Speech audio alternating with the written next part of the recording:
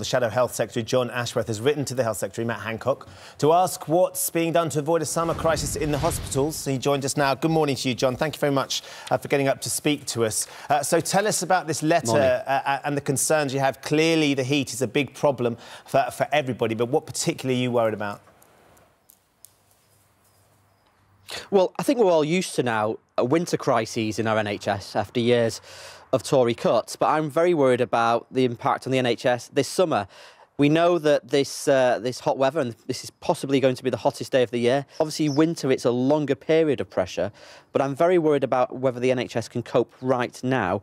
So I'm calling on the government, Matt Hancock, he's the new Health Secretary, to reassure us that there's a plan in place, that there's additional funding in place, if necessary, to help the NHS get through this intense summer heat.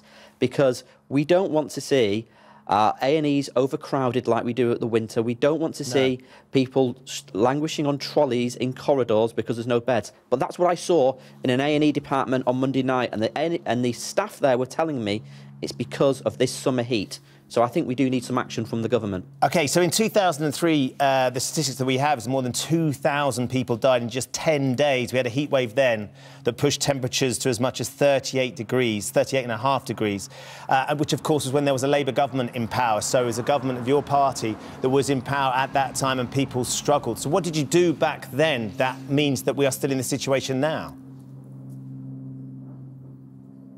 Well, I mean, in 2003, I wasn't a Labour MP. In 2003, I certainly wasn't the Shadow Health Secretary. No, of course not. But your party has been in control of the NHS. Admittedly, it was a long time before you were there. But your party's been in control when we've been through a situation like this before. So what was put in place, which means that, or what wasn't put in place, which means we're still in this situation now? Well, I think the point is that we know from the experience of 2003 that this intense summer heat has a big impact on the NHS, and it has a big impact on people's health and well-being.